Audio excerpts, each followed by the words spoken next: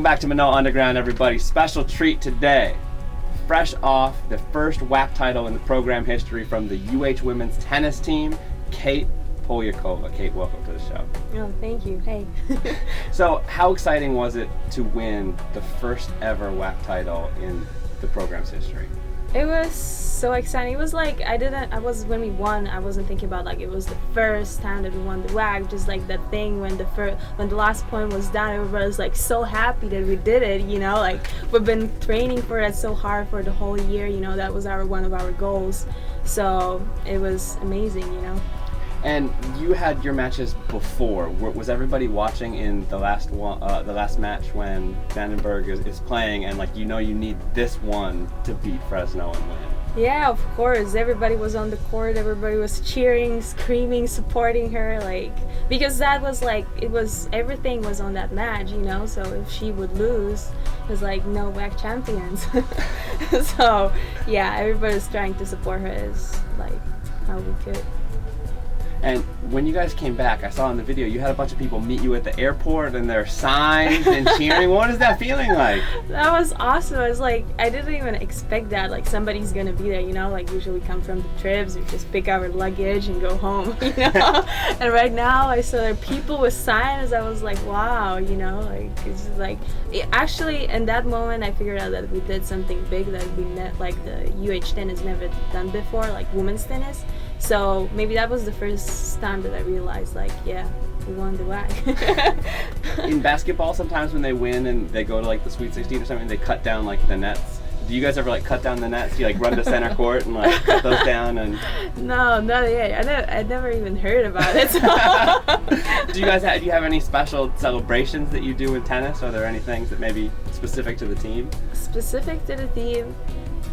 Not really. We just get a cheesecake and that's it. But is any specific type of cheesecake, or do you like go out someplace and we're gonna find a cheesecake? Yeah, that's it. So my office upstairs is right across the hall from Coach June Hernandez, and that guy has to be like one of the happiest people I've ever met in my whole life. I'm not sure I've ever seen him not like without a smile on his face. Does he ever get serious on the court, or even to the point of just almost just angry where he's actually upset? Because I can't even envision what that looks like. Yeah, you're right. Coach is a really positive person. He get like serious when he, you know, sometimes during the matches when we need to, okay girls, this is what we need to do and stuff, but just like for that moment. Like actually I saw him mad once on a WAC tournament because like we had some conflicts with the opponent team because they wanted to stop playing because it was windy and stuff like that, and did it 2 times. So Coach was getting angry because we wanted to get it done, you know. So that was actually like everybody was like, oh my god, the coach, you know, his Filipino side is coming out.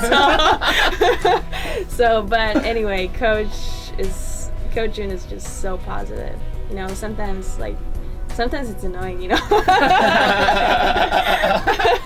No, it's like, it's a good thing, you know, but sometimes when you're in a bad mood and just like, oh, be positive, it's just like, oh, okay, Coach, I will be positive.